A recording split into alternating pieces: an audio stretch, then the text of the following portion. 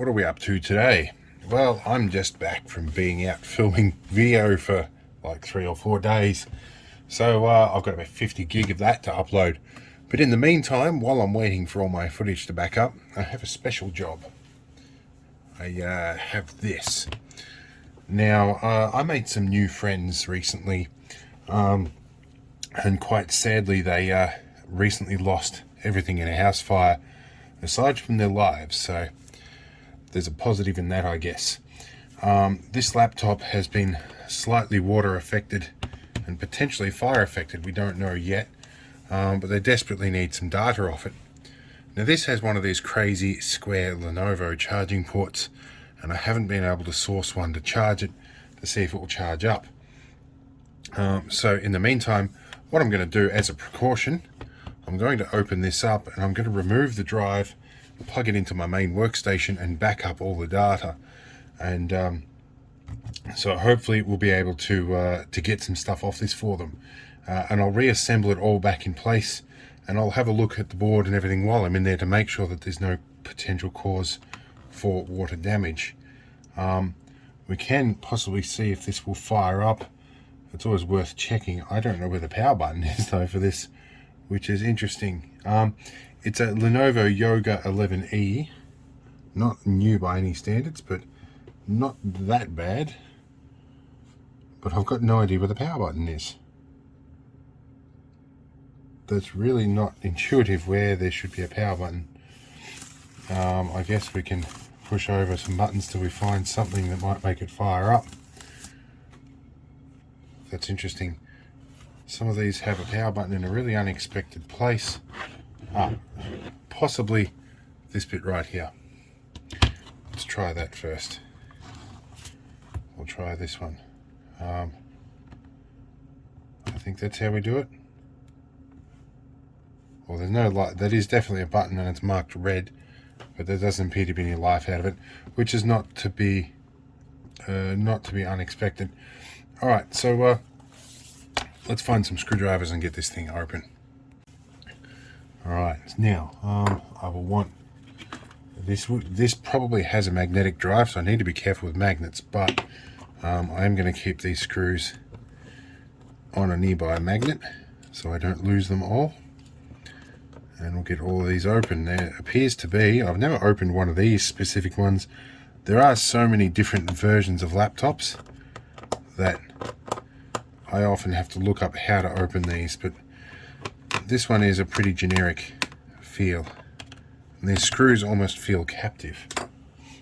And that screwdriver seems like it's a little bit on the small side. Let's try this one. Yeah, they feel like captive screws.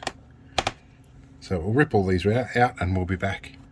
Alright, we've got all the screws at least loose. The one in the middle here did actually come out. So I'm going to put a spudger under here and lift as I unscrew in the hope that they actually remove all the way out. Wow, some of these are actually much longer than I had expected. Okay, so maybe they weren't the short little ones I thought they were. It's going to apply a little bit of upwards force as I'm removing them. Alright, so those rear ones are long. What's this one like? That one's not going to come out. Alright, a few more minutes on this. Alright, I've got all the screws that I can easily get out. So from here we want to try and lever this up just a little bit. And we'll find a good starting point. Hopefully we don't do any real cosmetic damage to this, which is... I have to say, I liked old laptops where they had a door that covered the drive. And for important areas you knew there was a little symbol that said undo this screw to remove this thing. These things you kind of got to remove the entire back of them to get to anything. And you feel like you're going to break something. Let's just see if this needs to come out anymore. It's still loose. The panel has popped a bit along here. Just work our way along with our spudger. That is a word I picked up from watching Big Clive. I never really had a term for these things until he came along. Okay, let's see if we can get another couple of screws out of there. screws probably are captive. It'd be strange, but I guess it's how it's done is how it's done. I've been using a lot of hand sanitizer lately, which does negatively affect my ability to grip things, particularly smooth plastic surfaces. Alright, I think we've got most of this free. I hope there's nothing attached. Let's have a quick look under here for a minute. No, we're good. Okay, so let's move this away a bit and see how many of these were actually captive. I was right, there are actually several that are captive. That one has actually broken the captive washer. That's why that came out same as that one. So all of these screws were actually meant to be captive. Just some are missing the washers. So this has probably been opened before. I'm sort of getting that feel already. So somewhere in here there is a drive. Alright, so this is obviously CPU area. This is definitely battery. There is a drive in here somewhere. It could be an SSD of some kind. So I may do a bit of quick research and we'll be back and I'll figure out where the drive is in this. Okay, after looking at a bunch of different tutorials, I've not found one that actually shows this particular configuration. But one thing that is in common with all of them is that we need to remove the battery first, which I think is probably sensible and will allow me to test the battery. But this is looking a lot like an SSD type model, which is I don't know if I'm going to be able to actually access that, but we'll find a way. Let's see if we can lift this up. So far though, it doesn't look like there's really much damage. Let's remove our battery connector here. So if we can lift this up. Alright, so let's see if we can lift this out. Lift it up nicely. There looks like there's a temperature sensor wire. Oh, this is another wire for something else that is clipped onto the battery that runs all the way around here. Laptops, one of the reasons I don't like doing laptops is that they're always different. You never quite know what you're going to get. Well, that's definitely a battery with at least 3 packs in there. Some big bus bars. There's a BIOS battery. That looks like keyboard. There's a reset button of some kind in there. Don't know what that's for. There's something else taped down here. I'm not seeing much that looks like a drive. That is definitely a Wi-Fi module because you've got your 2 antennas off it. There's a shield there. I'm not seeing much that looks like an SSD or a hard drive. This is not a netbook or something, is it? I'm going to have to stare at this for a bit because it's an ultra thin one too, so I'm sort of looking for like an NVMe SSD. It could be underneath this. That would make sense. What is on? Oh, that's the touchpad on that side. Yep, so that's definitely touchpad there. So that would be the touchpad driver, which would make sense why it goes onto the keyboard controller. Where is the storage on this? There's something in here. There's no optical drive. I'm actually a little bit lost. Ah, that's what that was. That was the touch pen that I thought was the power button. Okay, so we found that. That's pretty much the thickness of the device. This has to be an SSD in here somewhere. I've got to do some more research. Let me keep going. Alright, so I punched in the serial number into Lenovo's website and I got some specs. Now, this particular model has 128 gig of flash memory.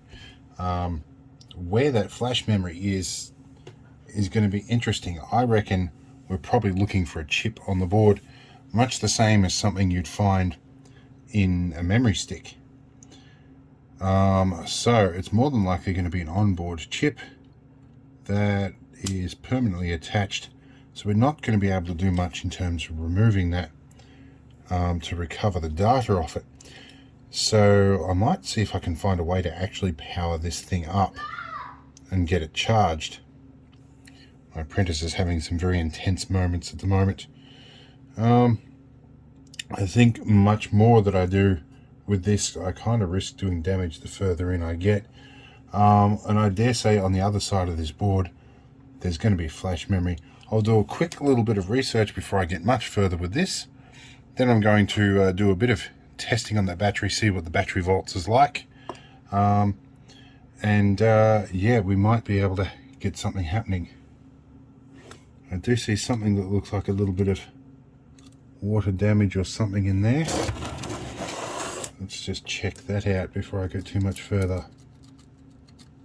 Although that doesn't look too bad. I will investigate that and clean it. But other than that, it doesn't look like this has been very damaged, so I probably don't need to remove the drive anyway. Alright, give me a few minutes to figure out what I might do with this.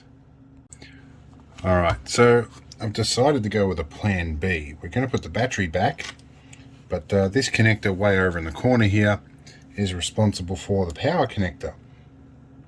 I'm checking with my neighbor who also has a compact Lenovo if he's got one of those special square connectors, because I'm reasonably confident I don't have one in stock. I fixed one years ago, but and I had to buy an adapter for that, but I have no idea where it is these days. Oh, I am spotting what looks like a little bit of water damage in the corner here, but it's probably okay. Could be a bit of glue. But yeah, I'm going to try and get another laptop charger, which I've got, that is 19 volts. I'm going to butcher that connector off there and find a way to temporarily connect some power to this thing. See if we can get some charge into this battery and see how we go, provided of course I can work out what the polarity of that connector should be. Alright, now we do want to test this battery, which is going to be hard given how small those connections are. I don't even think my needle connections will get in there. Let's try one of these guys. That's not even going to get in there, so that is not going to help us much. So let's see if we can get that connector back in there. Oh, I have a crack in my thumb and it is intensely painful. Alright, there we go. Let's push you all the way back in. Okay. Still don't know where the power button is on this thing. Would be nice to know. Alright. Just make sure this guy connects back in there properly. Alright, we'll put the... yeah, I may be able to connect it directly to the back of that socket. I don't know. And I have to take the whole hinge assembly out to get to that socket. So I think my best bet might be to try and make a temporary connection to that. I'll wait and see what my neighbour says, and if we can't find a plug for that, we'll have to probably invent something. Okay, so message back from my neighbour is that yes, he has the square type plug for a Lenovo. So I'm going to put this back together and wait for him to show up with that charger, and we might be able to charge it up. It's going to be fun if this doesn't fire up with a bit of charge, largely because that chip is going to be hard to find and remove and then read the data off, because these chips, wait, they're battery screws. I need to put the battery screws back in. That might be good. Pull this out. But yes, flash chips removing off a board usually have a flash controller, and often, depending how they're made, that flash controller keeps the boot record on there, so you generally can't make use of the contents without the controller chip. So it can be a little tricky with these integrated systems to actually remove that flash chip and get usable data off it. Now that one screw is a pain. I think I got it. Oh. I wish the fad for slim electronics would die. I really would, because they make all the sacrifices made to make electronics thin and sexy looking leads to all the problems with repairing them. Yeah. Black screws on a black, oh god. And computers that used to be white were very easy to work on. My new $4,000 computer nearly drove me nuts because I had to pour loads of light in there to see what I was doing when I assembled it, because it's black everything. And these days white computer cases are special order. Actually, now that I have some firearms, I do have an old Amiga to go and shoot. Much to the disgust of the Amiga community, but they kind of started this one. Now, which screw is that one? That will be that one there. Alright. It's battery screws. Alright, because the other two screws correspond with these holes. Now, we will do these up, and we will be back with the charger, hopefully. Alright, while we're waiting, there is another thing that was handed to me at the same time, was this drive. If I could get stuff, I was instructed to back it up on this drive if this works. Now, this has a USB 3 connector. I forget the exact specification for these, but fun fact, these are backwards compatible with micro B. So you can actually plug a micro B into just one side of that, leaving the other half of that plug vacant. And you can plug these things in and they will fire up perfectly fine, just at USB 2 speeds. So let's just minimize the screen here, and that has come up just fine. Alright, so the capacity on that is 7.94 gig of 1.8 terabyte used, so that is functional. Okay, so I can definitely back up onto that. That's some good news at least. I don't look like I totally ignorant of what I'm doing. Alright, I'll sit around and wait for charging port. Alright, the benefits of looking after your neighbour is that he happens to have a similar laptop. Alright, let's check before we plug this in that this does actually fit. Ha! That is the right one. Okay, let's pause briefly while we plug it in. Alright, it's plugged in. Let's do smoke test time. That's a USB port. That is like the same size as a USB port. Wow. Lenovo, you've got a lot to learn. Let's see. We got a red light. Okay. So that is probably a good sign. Now, it's a little bit loose, so let's stick a lead down with a bit of blue tack. Give it a few minutes and we'll see if we can fire it up. Alright, we've given this a few minutes and I've figured out where the power button is. See if it will power up. So I have to hold this in for a few seconds. Alright, we have a nice clean Lenovo picture on the screen. Alright, that is a good sign. Alright, so yep, it's come up alright, and it is a touch screen as well, so that's good. We'll actually be able to get some stuff off it, so cool. Okay, it's charged up enough, and we booted it up, and I found that pretty sure this predates UEFI boot, so I might be able to plug a Linux memory stick into this and back everything up without actually having Windows involved at all. And yes, it does have an eMMC hard drive here, 128 gig iNAND, so they're usually soldered onto the board. And we can do LAN boot as well, but alright, I'm going to plug in a bootable Linux distro and see if it will boot from that. And if it does, we should be cooking with gas. Now let's have a look in my collection of USB bits here. I wonder if this will recognize it straight from the boot menu or whether I'll have to reboot again.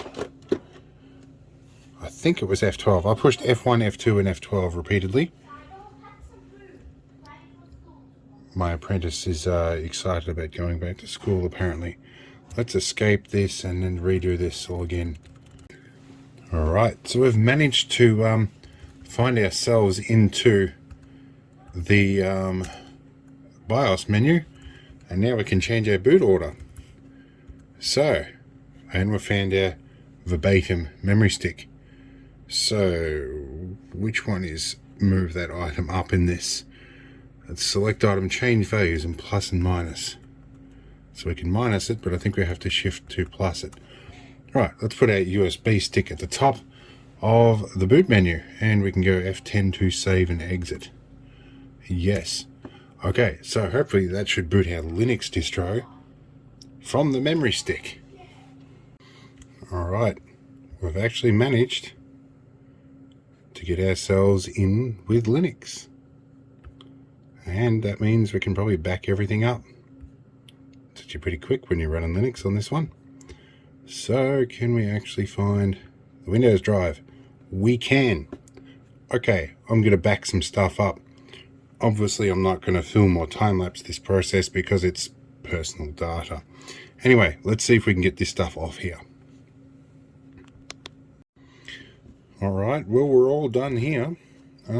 Luckily, I didn't have to really do anything crazy with this. I just booted off Linux and copied the data off. And the owner did get back to me with a password, but by that time I'd already backed everything up. So, yeah, I'm just going to let this charge. And, yeah, pretty well after that, I'm just going to give it back to them, which will be tomorrow sometime.